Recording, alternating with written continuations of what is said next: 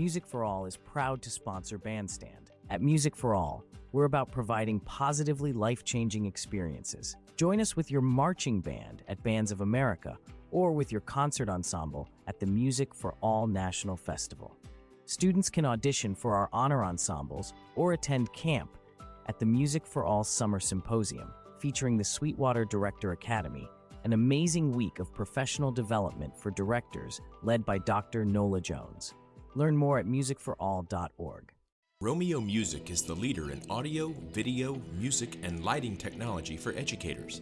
With a combined nearly 200 years of experience, Romeo Music's subject matter experts understand the struggles that face teachers in today's music classrooms. With a laser focus on educational technology, Romeo Music provides a turnkey solution, everything from audio cables to on-site training. To learn more, visit www.romeomusic.net.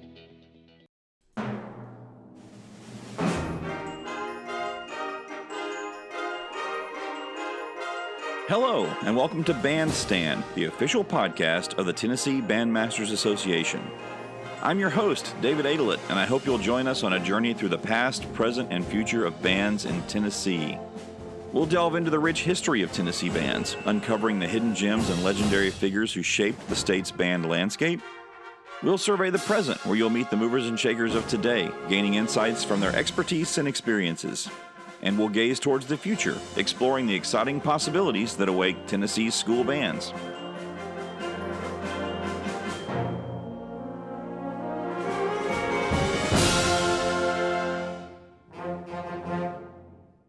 Today's episode is the first in a series on teaching percussion in the band class. David England from Blackman Middle and John Hearns from Oakland Middle are two excellent Rutherford County band directors who have given PD sessions on teaching percussion here in the state and even at the Midwest Clinic. In this episode, we discuss their backgrounds, their Midwest presentation from a few years ago, and how to start percussionists in beginning band. Here's the thing about this series. We want your input. So Bandstand listeners, if you have some questions about teaching percussion, see the Google form link in the show notes and send us your questions.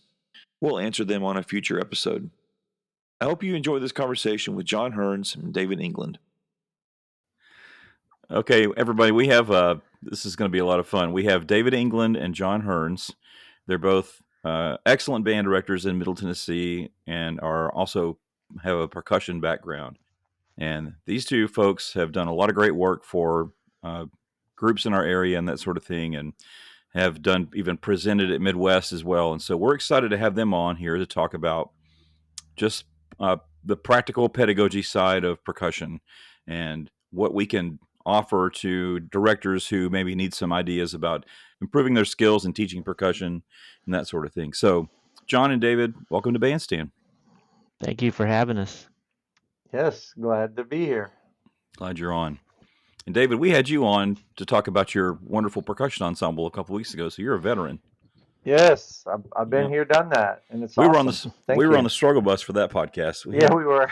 3 different kinds of recordings. Yeah, we figured some things out since we then. made at it least work. I have. Yeah. Okay. Yeah. Cool. Well, let's start with hearing your backgrounds first. So, John, why don't you take it away? Let's hear about John Hearns. Well, graduated from Middle Tennessee State. Studied under Lalo, of course, like all of us have in the past several decades. Started teaching. I did general music for a year, but then started working with David England at Blackman Middle School in 2002, and was there for about 15 years. And sometime during there, we split. They split my position between Blackman and Oakland Middle School, where I was working also with Scott Kinney, and then eventually moved over to Oakland full time. So this is 24 years in the teaching world, and on the side I do a little bit of adjudicating, but do a lot of arranging and composing. Got over 100 compositions now with Roloff, and wow. Have been it's been a blessing to be part of that company for a couple of decades now. And you're from Are you from Indiana, John? No, I'm from southeast Missouri, a town called Cape Girardeau. Oh, okay. So yeah, stayed there. Uh, Went to Southeast Missouri State for 2 years, and then I met Lalo at a PASIC, and my former high school band director, who I had gone to PASIC with on the way back, he said, "Hey, how about you transfer to MTSU?" And he was the kind of influence in your life that I was like, okay. And just did and told my girlfriend, now wife, like, hey, I'm moving to Tennessee. She's like, you think we need to talk about that before you make that decision? But it was a great decision, and I'm I'm been here ever since in Middle Tennessee. Glad you're here. Oh, thank you.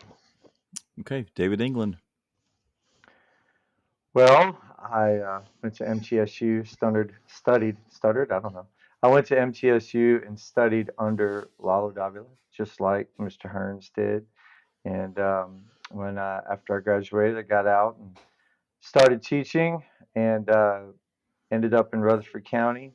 And John and I actually did end up together at Blackman Middle School after I taught itinerant a couple different schools a day for about 8 years in the county. And then we got together at Blackman Middle School and started the whole thing over there, and had a great time together for 15 years. We did a lot of cool stuff, and um, we forged a great friendship and helped each other out a lot. And then one day he just left. He just up and left. I don't know. You thought If it things were was going me. great, and then one day, where's Yeah, John? you know how that goes. Those kind of relationships, right? Just see this up and Yeah. walk out on you. But no, actually, when Oakland opened up, and we kind of knew that that's where he was going to go. It was definitely a sad day, but we have still, spent a lot of time together. And of course, we did, Midwest together, which was awesome. And Hmm. it's really, honestly, John's kind of underplaying his role at Roll Off with all the things that he's written. I think one of the greatest contributions that he's made to percussion is all the awesome stuff that he's written, especially for the younger level. And he's written some pretty amazing upper level stuff too, but he's definitely has a wealth of contributions compositionally to what we're going to be talking about in this series. So, but anyway, we just we enjoy being together and hanging out and working together, and you know, um, being able to do stuff like this. Yeah, that's great. It's great for the Mm. rest of us too to be able to experience that. I mean, so both of you write a lot. How does that affect Yes. your teaching? What's the relationship between you as teachers and you as composers and arrangers? Um, I think a lot of the stuff that David and I have written, especially the projects we've done together, have come out. They actually came out of teaching first, and then got published later. One of the things we compiled was a collection called Rhythmology, and it's solos, duets, trios, that kind of thing. Uh, but it was just we'd have a couple of snare guys that wanted to do a duet, and we didn't really like a lot of the stuff that was out there, so we wrote our own thing for them. So it actually, a lot of that kind of started through teaching first. Yeah, that's a big part of it. I mean, it just we wrote to fulfill a need. And as we wrote to do that, we realized more and more people had those needs. And still, I mean, we still do that, and I'm still interested in doing that. And I know John is too, because really, honestly, as you know, having good literature to play is huge for development of any musician, any instrument.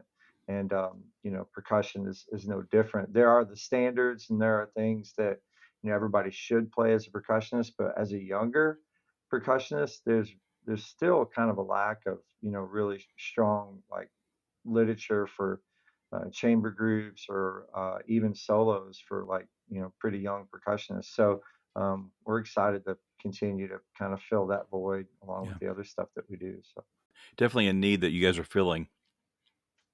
Let's talk about your Midwest presentation. That was 2018, 2019? 19, yeah. Okay, so let's hear who was the first one to say, hey, let's think about presenting at Midwest. That was John. Probably, yeah. We the first time we did that session was actually at the local MTSBOA Mid-State, one of those sessions that we do for each other, and then we did the TMEA Tennessee TMEA, um, and in I think an ASBDA regional and some other Mhm. things like that. So it kind of kept growing, and our dream was Midwest. Um, Gosh, I don't remember how many times we applied. It 6 or 7, 8, somewhere in there seemed like. Um, Enough to where when we finally got the email accepting us, I kind of had to read it about 100 times since I was used to those rejections letters. I couldn't find the place where it said we're sorry, but um, so yeah, that and we're so lucky to get that in because I mean 2019 December, that was Yeah. Yeah. days before COVID Mhm. started creeping in. So we were really excited and very proud to do that. How much did it change from the first time you presented at Midstate to the final production at Midwest, and how's it changed since then? I mean, it's changed. It changed a little bit, kind of as we would present and we would get asked questions. And we'd kind of see, okay, they keep asking about curriculum, or they ask about exactly what we do to get started, or things like that. So it just kind of morphed by getting feedback from people. And it's we haven't done it recently, but it kind of finally settled into a nice groove, and Mhm. I don't think we've made too many changes since then. Mhm. No, it definitely was shorter and Yeah. a little more pointed at first, and then we'd stop and say, anybody have any questions? And it was like a whole bunch of people Mm. had questions, about stuff that we did cover, wanted more detail, or about stuff that we didn't cover, and we would just kind of get into a discussion about that. And that actually is what we really like to do, is take questions and just talk to people and say, well, what's your situation? And maybe how can we help you with that? Because that's really the whole point of it, is how can we help you, with your situation. And most people, the people that we're geared toward are mostly non-percussionists, Mhm. band directors. That's who it's mostly geared to. And I will say this, talking about that, the trip to Midwest, it was just fantastic. But neither one of us could have done it without the help of Chris Crockle, Chris Brooks, from Roll Off. They really, when it came time to do the trip, they really supported us. Also, Mapex Majestic was very supportive as a company, and so was Innovative Percussion. They, let us highlight their products and let us, um, use their name and talk about, the things that we do. And of course, we got to hang out a lot with Croc and Brooks, Yeah. which very thankful that we got to do that, Mm. when we did. It was a really special time. So we've had conversations, the three of us, about how to sort of turn your Midwest presentation into maybe a series of episodes. Okay. And we're not sure how many this is going to end up being. It's probably going to be 3 or 4. I think the integral thing is that we have that same sense of question and answer with the bandstand audience too. So we're going to make sure that we include a method for those of you that are listening to be able to ask questions. Be on the lookout for that too as well, folks, because that'll be attached to this podcast as well, that poll. So let's start with starting. How is it that you start percussionists? Well, part of the thing that's usually how we start the our session, like our Midwest session, because that's kind of important when you think about uh, clean slates and who do I need to put back on percussion. And there's a lot of old um, schools of thought that are kind of still lingering around that we challenge in our presentation. But mainly we go through an evaluation process. So um, have kind of tweaked this over the years at our both of our schools, but we kind of look for about 10% of the total band to be on percussion. Um, so, out of a perfect class of 100, obviously looking about 10 kids on percussion. Um, at Oakland now, we're actually trying to start a few more just because of attrition. We need to kind of help the high school in a few years have a little bit more in the drum line. So we're probably a little percussion heavy, um, a little more than 10%. Um, but what we usually do, we'll um, evaluate in small groups, 3 or 4 kids at a time. If possible, you don't need drums. You can use pads. You can play on the table. You can play on the backs of chairs.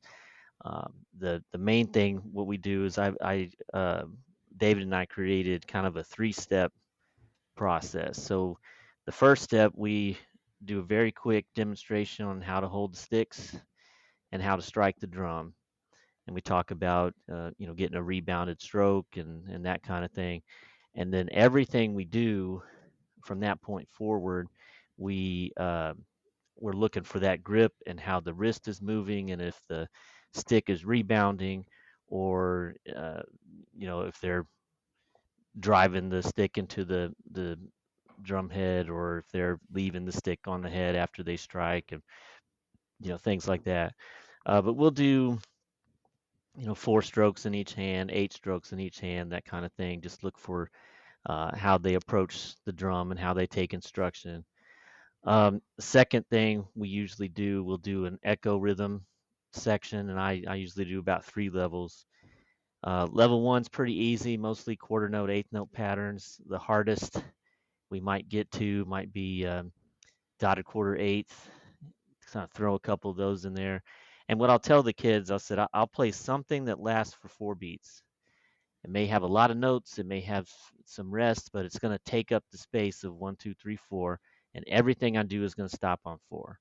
And then everything I play, you just repeat back to me.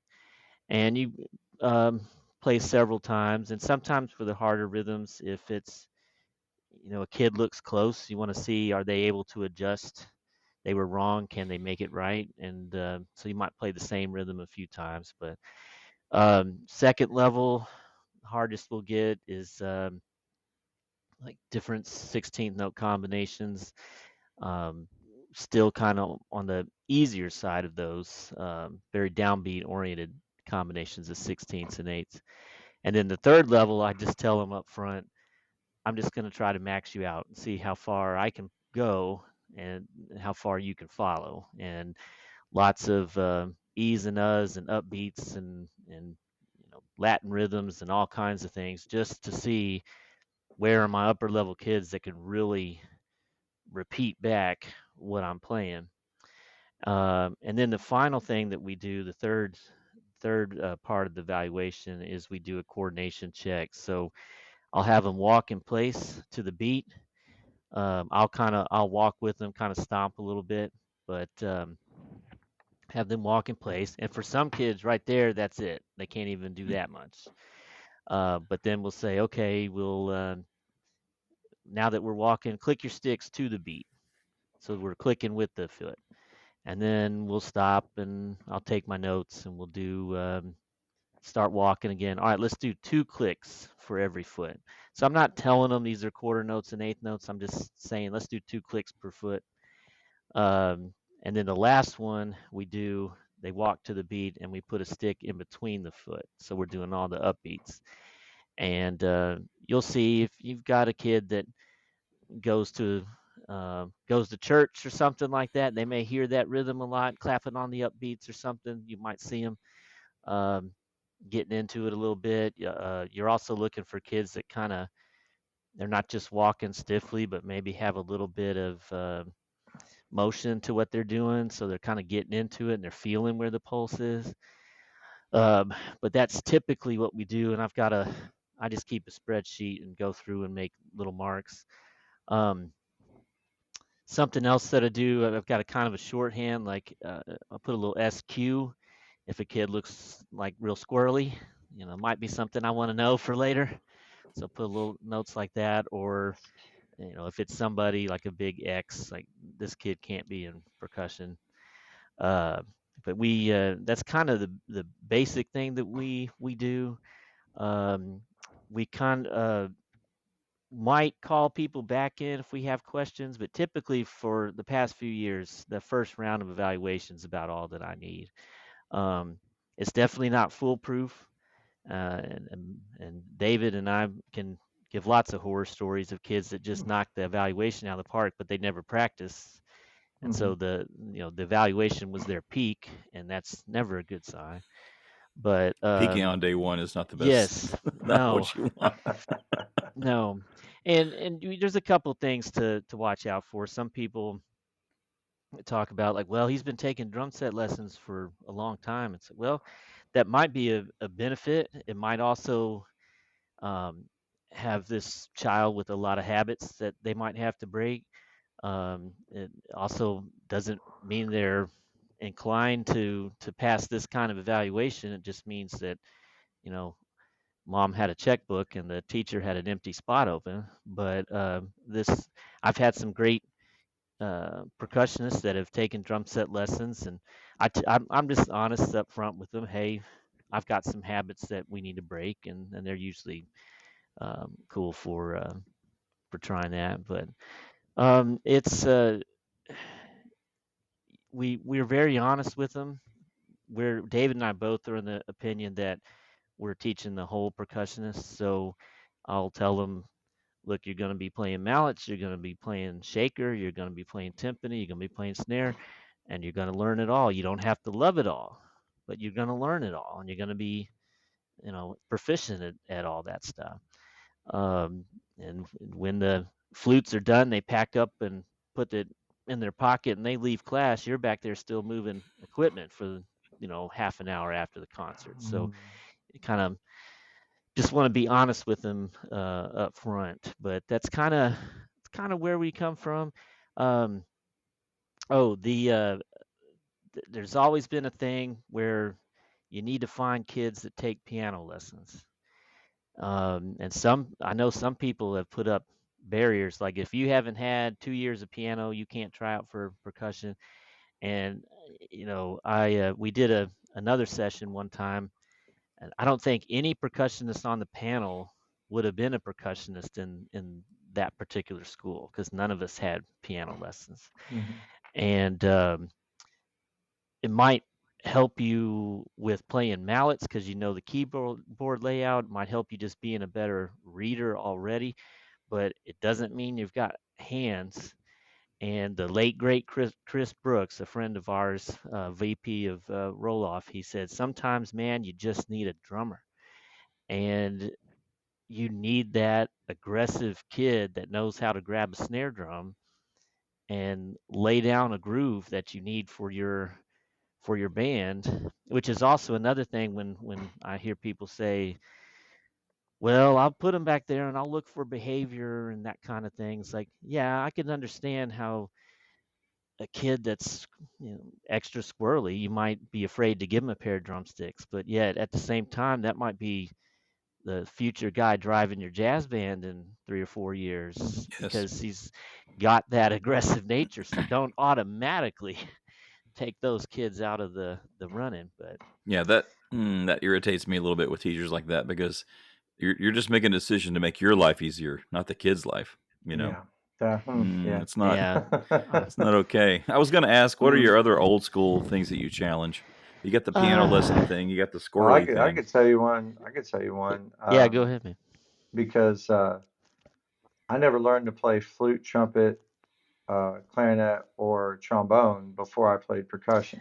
Amen. And so Preach it. that's the one that kind of gets us is, we don't start percussionists. I mean, if they can, after that first 9 weeks, if they can sit up and listen and do what we're supposed to do, I'm like, and you've wasted 9 weeks, you know.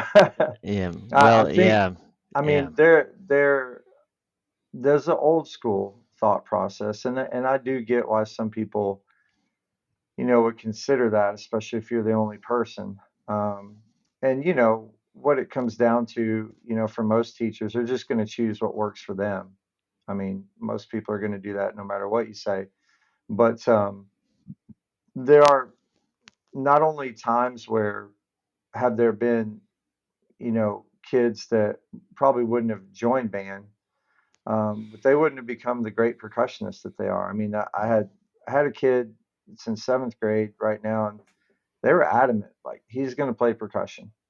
He just all he does and he loves is percussion. And honestly, when I did his evaluation, I was kind of like, I don't know, and I kind of went back and forth. But at some point, it's kind of like one of those where there's a will, there's a way. And this kid was just eat up with playing drums. So I gave him a year, and now he's one of my best seventh grade kids. Might actually have the best hands out of my seventh grade. So, where there's a will, there's a way sometimes. And, if the interest is there and they really want to do it, but it's not there for other things. Um, and I've also had kids that, had one that went all the way through MTSU, graduated with a performance degree and everything. He played clarinet for a year and a half Hmm. and then just begged to switch to percussion. And, we fought it at first, but he was a decent clarinet player. But he just really didn't want to play clarinet. He wanted to play percussion. A lot of people would have just said, "Hey, we got enough percussionists." But he wanted it so bad and ended up going to college for it, and making it a Yeah. performance. I mean, that's something you don't, you like you said, David, you can't make those decisions based upon what makes your job easier. I kind of laughed when you said that because Lord knows there's been a lot of decisions I've made that made my job more difficult. But I think in the end, it is about, you're trying to teach the kids, you're trying to help somebody be successful, and that's the goal. And I think if somebody wants to start percussion, they should be able to start percussion. And so that's one of those kind of old school philosophies that John and I both are kind of like Yeah. raising an eyebrow when somebody starts talking about it. Yeah. We have all of us have a good friend, former band director Jim Reed, and his response to that when people said, "Well, I make everybody start on a wind instrument to learn how to read music off a staff." He said, "Why don't you just make them all start on percussion to learn how to read rhythms, and then switch them to trumpet and flute and all that?" So, and you have to know Jim Reed to have him, say it with that kind of snarky I can hear it in my head right attitude. now. Yeah, love it. It Probably was cock his head a beautiful. little bit. A A little little bit. bit. Yeah, but that's another thing that we kind of push against. The percussion have a lot to learn, and they've got basically double the workload with, if you think, Mhm. the main two, snare and mallets. So don't delay. Get them started ASAP. Yep. That's one of the things I say too when talking to the people that want to play percussion. I sit them down and I have that very serious conversation. I say, okay, you guys, you're aware that football practices every day after school and basketball does this and whatever does that. I tell them, I said, if you're going to do this, you're learning two instruments. You're going to have to practice. You're going to practice every day. We're going to have after school stuff. You're going to have extra performances. You're going to have extra things you have to do because you're learning multiple instruments here. And if you're not a practicer, if you're not going to be dedicated, you're going to have to buy equipment. Your parents are going to have to help you. They're going to have to bring you back and forth. You These have are to buy a all things minivan. yeah, these are all things you have to consider, and yes, if you're going to be a percussionist, you're going to have to show up early and stay late and move equipment, and you're going to be the last person out of the band room sometimes. And so those are the good conversations I think to have, because even a even an 11-year-old needs to know what they're getting into. Yeah. And Hmm. and and there are times, when they will look at me and go, I'm gonna need to think about that. But most of the time, they're just excited and Yeah. they're like, okay, I'll do whatever I got to do, and as long as you can maintain that excitement, it's awesome. So do you evaluate every kid in beginning band for percussion? No, no, just the people that uh, we do a thing where we do a card. We call it a card, and they sign up for. We introduce all the instruments. We play all of them. We actually even have other people come in and play. We show them videos. We just talk up all the instruments, and we especially talk up the ones that we need the most. We usually don't talk up percussion or saxophone a lot. We introduce them, but not because we don't want a lot of them, but honestly because they know those instruments. That's a Hmm. one instrument band. You hold it up, everybody goes saxophone, even if they've never done anything. Um, you hold up that bassoon, people are like, "What the heck?" So, but with the percussion and in general, we just say, okay, if you're interested in percussion, it has to be your first choice. If that's what you want to do, you can't do percussion as a second choice. Just if you're into it, you really want to try it, put it down as your first choice, and then I'm gonna take everybody out that does it. So we have roughly, I think at this point, 120 kids in the uh, beginning band, and we just took 12 and took 12 kids and just kind of stuck to that number, and it actually worked out. There have been times we took less because it just didn't feel like we had enough, and there's always some kid that moves in from somewhere. Hmm. Yeah. Every band director knows that. But also, there have been years where we took more because we just felt like, this is a really good group. Um, but yeah, they have to choose that. They sign up for that on the card, and then we do all of our evaluations. And then the days come where, all right, I'm going to take everybody that's doing percussion in this class. I'm going to take you today, and then I'll take the next class. And then after that, the next day, I'll kind of go back and do kind of the ones that made the first cut. They do the second round, and then before I do that third round, that's when I have the conversation with them. There really is not a third round unless it's just somebody I'm really on the fence about. But the third thing I do is sit them down. Okay, look, I'm about to say yes, but I need you to know this, this, and this. I mean, are you for real? Or are you just doing this because you think you want to do it? And I build them up too. I mean, if they have good sense of rhythm and time, then I'll say, hey, you have a gift. You have a great sense of rhythm and time. You feel music really well. I think you really could be a benefit here, and talk to them like that. Of course, we do that with other instruments too, depending on whatever they showcase. But I think it's important, for them to know, hey, I could be successful, but I'm gonna have to do this. I'm gonna have to really commit because it just is more. You're just asking more. At least we do.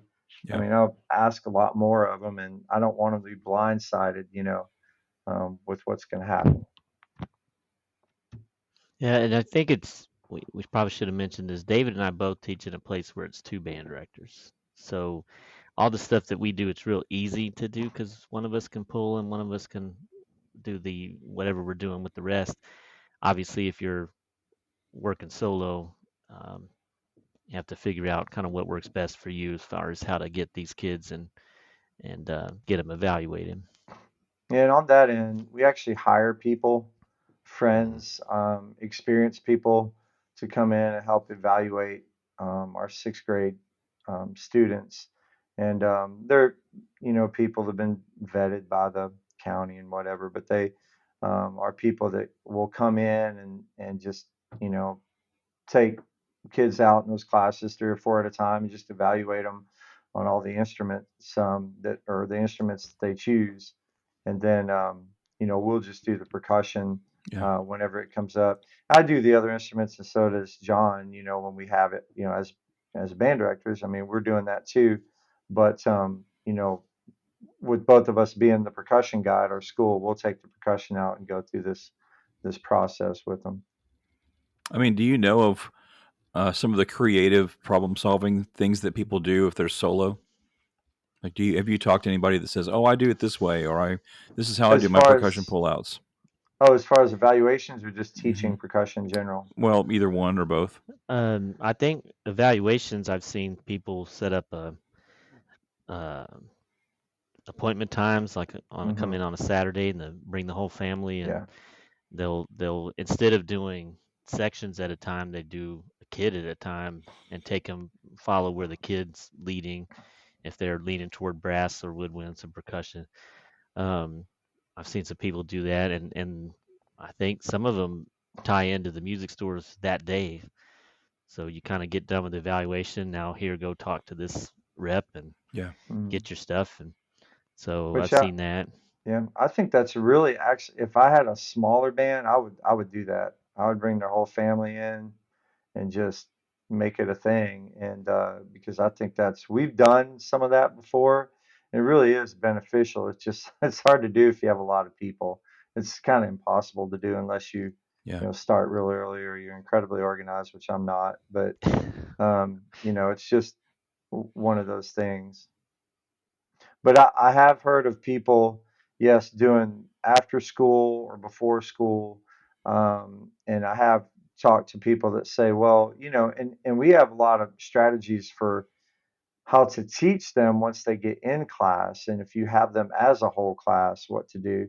But as far as the evaluations, that's been the best thing that and several people have said that, well, we just do it after school or I do this and whatever. And um, so I've heard of some people doing the whole class and just looking for people that have good time and good rhythm and then saying, hey, what do you think about doing percussion? Yeah. So I have heard of people, and if you have, again, a smaller group, you might could do that and pick the 4 or 5 that, are just really solid on rhythm and aren't going to say, oh, I want to play saxophone or I want to play trumpet, and just say, well, what would you think about percussion? So, Yeah.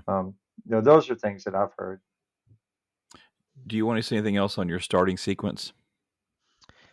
Um, I want to ask you about equipment, like how you do equipment setup, because I know that's part of your yeah. presentation too. The only thing I would say about starting, until I would turn it over to David for the gear, because he's the gear guy.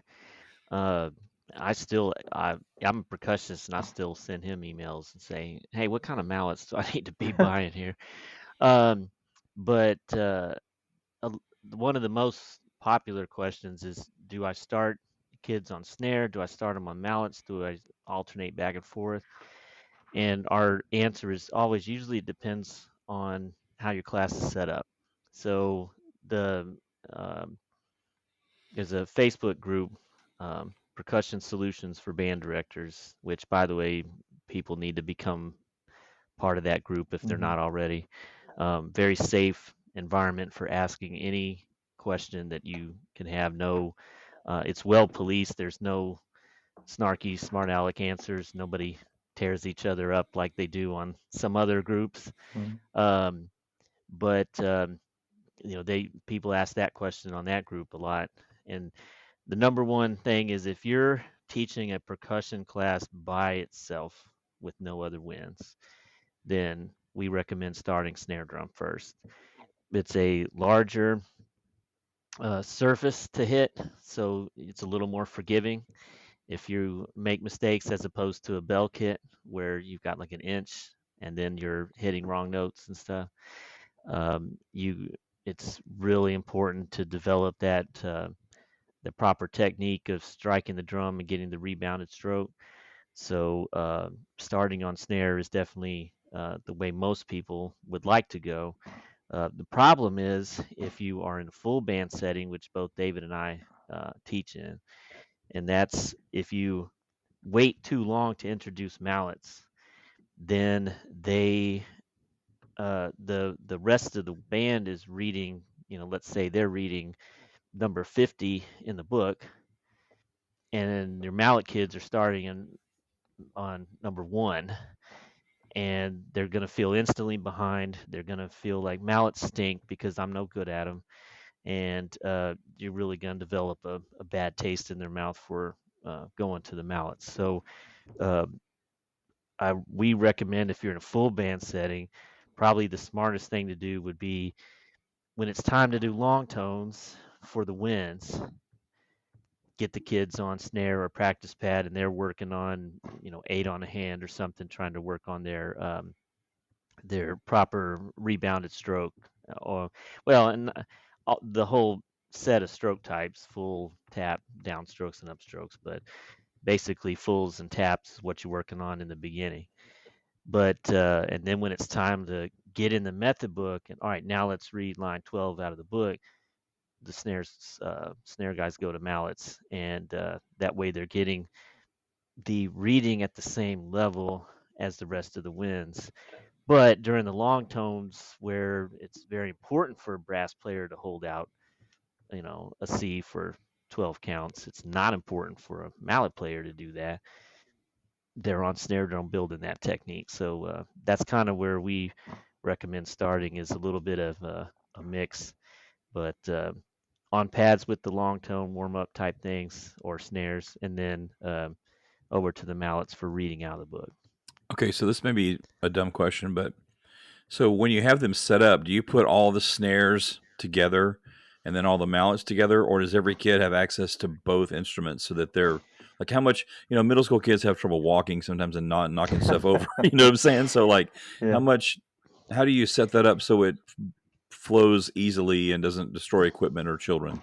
I still usually set up more traditionally, so I've got the snares in a line and the mallets in a line. Because typically, unless we're in concert season, there's not a ton of changing inside a class. So maybe just the one time of snares over to mallets. Um, but I've tried it sometimes here, actually, the past couple years, where they'll set snare drums near the mallets, and to me it's just, it looks disorganized, and then when it is time for kids to get to the mallets, they're tripping over the snare drums that are there, whatever. So Yeah. Okay. I think still mallets in one side, a line of snares on the other. Yeah, I do a little bit of mix with it. Like we use practice pads now on the stand, and so some early in the year I'll have the beginners have practice pad near the mallet instrument. 'Cause, yeah, I don't know how this is going to sound, but we have enough mallet instruments where 6 kids, they can all have their own instrument. So we just let them go on their own instrument, and then they have a practice pad next to that, and then that's just kind of their little zone that they stay in. And then we may switch. Okay, you two guys go to vibes, and rest of you guys go on marimbas or whatever, and then we'll just kind of go back and forth. But their pad is there for the beginning stuff, like John said. When we do long tones, then when we get into the book, we'll just switch back to the marimba. But right now, second half of the year, the way we have to be, the percussion has to be in the band room right now because they're using a stage for drama, so we can only put chairs out there. So anyway, right now the pads are set up in front of all the mallet instruments, so they just have to come out, play pads, and go back and play mallets whenever we do that. Okay. Okay. What kind of prep work do you do with equipment? All right, Dave, this is your specialty, man. Well, honestly, I'll just try to be brief. The biggest thing is we start with their drumsticks, and we just put tape on the fulcrum where their fulcrum is going to be on the stick. Usually, if you can balance the stick on one finger, grab about 1.5 inches or so, 2 inches maybe behind that, depending on the kind of stick. We use IPLDs, Innovative Percussion, Lalo Davila's. You know, you have multiple types of concert stick, but it needs to be a concert stick. And basically, that's like a 2B. Like if you just went into some music store on a square somewhere and said, I need a drumstick, it would be basically the size of a 2B. So it's a little bit bigger than a normal, like a drum set stick would be. Um, but the reason for that, tape in the fulcrum, is so they always grab the stick in the same spot. The type of sticks, again, concert sticks, the weight is better, they're heavier in their hands. They feel like they're hanging on to something when they're playing. The rebound is better.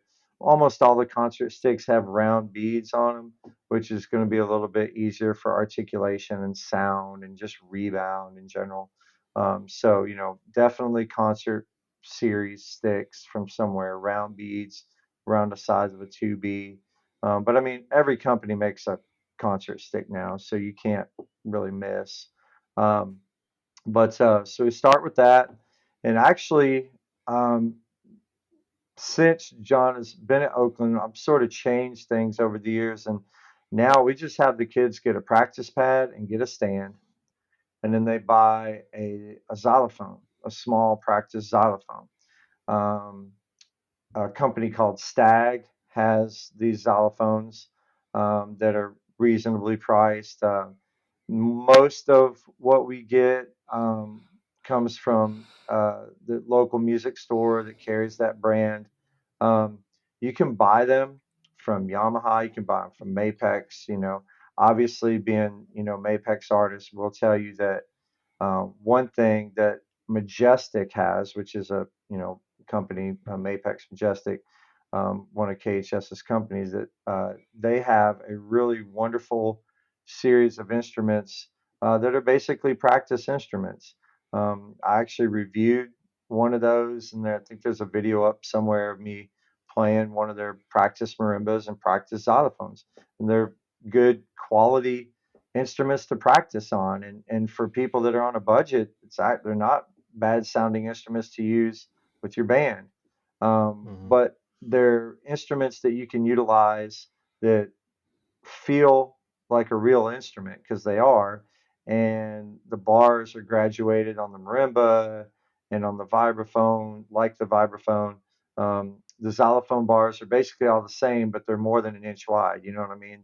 There's some width there where you can strike, and it doesn't make your ears bleed. Like you're doing a bell kit with Yeah. those little glassy mallets, and everybody in your house hates you because you keep playing mallets and they're driving them crazy. But the xylophone is definitely a much more friendlier to households. It is a little bigger. The ones that we get are usually 3 octaves, so you can play all of your scales in 2 octaves. Um, but and they're usually made out of Paduke wood, or some of them are made out of some kind of synthetic material. Um, but those are great, and they last a long time, and you can use them when you're in high school, and you can, if you go with these mallet instruments that Majestic has, and I'll try to get some specs on that for you, and that you can put out with this. But um, those instruments can be used practicing all the way through college. I mean, Hmm. those are great instruments. The practice pad obviously is something you can carry with you wherever you go. And we recommend certain kinds that have a better feel to them. So really, the concert sticks, practice pad with a stand. You got to have something where you can stand up and play it. And most you can buy snare stands that are that will hold the 11-inch practice pad or 12-inch practice pad. So the sticks, the stand, the practice pad, and then a practice xylophone. Now that pretty much does it for our guys, except for mallets that they buy for their xylophone or a stick bag or whatever. Right. And I've been really happy with that. That way they can practice both of those things at home. And you know, when people say, well, I mean, they don't really have a professional instrument or whatever. I said, well, the best thing to do, I tell parents, is buy a drum set. I mean, that's going to be the lifelong thing. I mean, I tell them, you need to have this xylophone, you have a practice pad, you need to have it for now, because this is what they're learning about, and they need this, and they're going to need it in high school, you're going to need it in college if you go on and do that. But the drum set is a skill they need to learn, and I try to spend time teaching all our kids to play drum set, because I mean, look, when they get out of high school, if they do band all the way through high school and they get out of high school and they move into a neighborhood when they're 30 years old and they're having kids, and the guy next door goes, hey man, I play bass guitar, and the guy across the street's like, yeah, I play guitar, and the other guy's like, I play keyboard, and like, let's have a band. I mean, what are you gonna do? Say, I'm gonna bring my xylophone over and we're gonna jam, okay? Or You're gonna my bring us. practice pad. You're gonna I'm bring gonna us bring my practice this bell pad. kit. I'm gonna bring Yes. my concert snare over, and we're gonna just play some AC/DC or something. It's not how it works.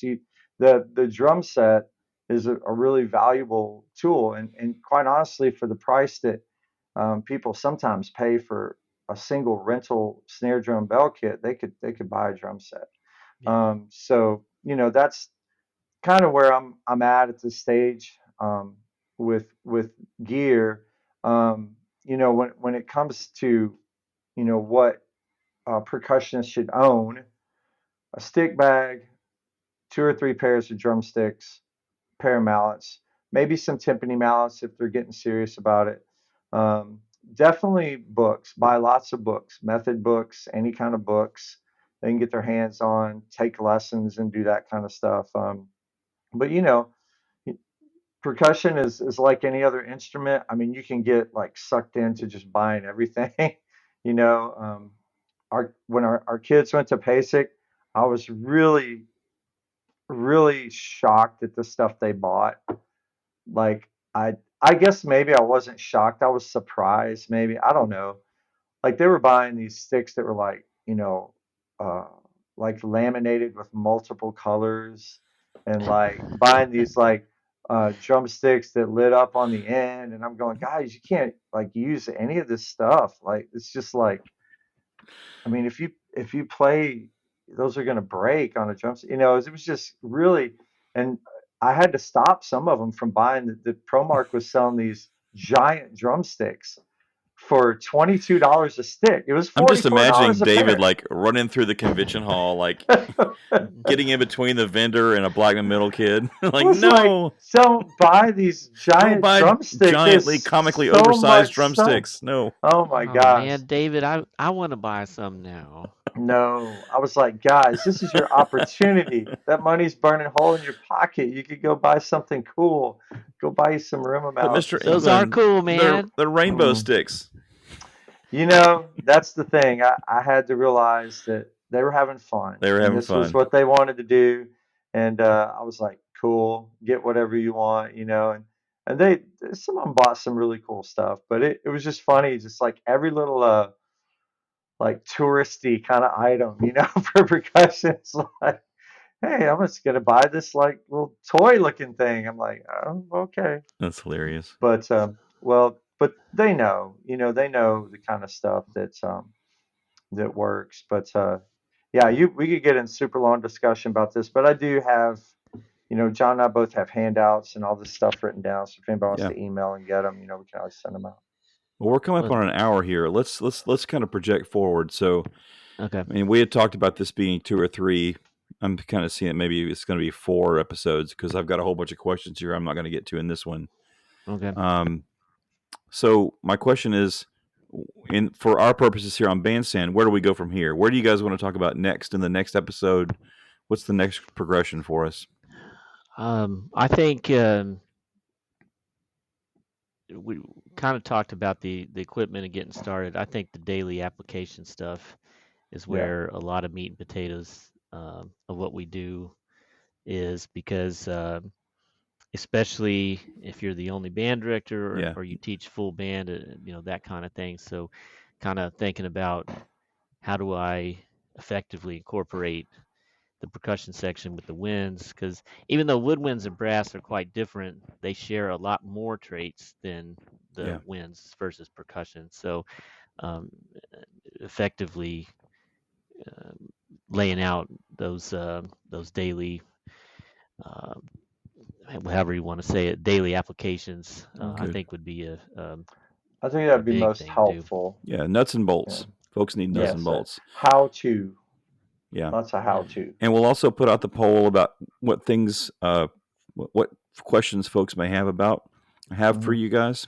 And Yeah, that's cool. We did a whole session with the two of us plus others, and there was nothing planned. It was just bring us your questions, I'm sure. and I love the thought of that, because the America, you know what you need, and we're ready to answer that question that you have. Well, I'm excited about this, and I'm looking forward to our next one too. And I hope that folks will interact with us here and send us all your questions, because it's just going to be something that'll make everybody else's experience better. Yep, no dumb questions. Bring everything. We're here to help. Yeah. Yeah. Sure enough.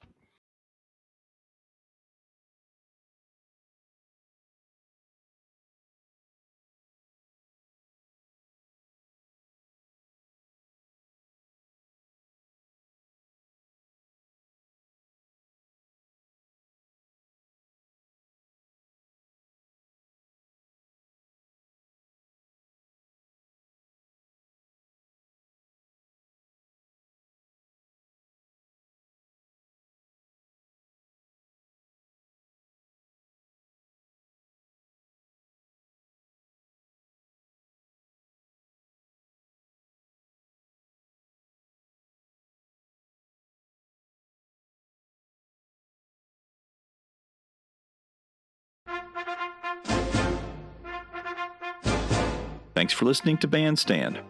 Bandstand's mission is to build a stronger, more unified band community in Tennessee by fostering meaningful conversations about the past, present, and future of school bands in our state. If you have topic suggestions or need to get in touch with us, email us at tbabandstandpodcast@gmail.com. Your input is important to us, and if you have a topic you'd like to discuss about the past, present, or future of Tennessee bands, please let us know. Again, that email is tbabandstandpodcast@gmail.com. Right now, we're broadcasting on Spotify, YouTube, and Apple Podcasts, so please subscribe, review, and rate Box 5, please. And if you find something interesting or helpful, please share this podcast with your friends. Bandstand is proud to be sponsored by Music for All and Romeo Music. See you next week.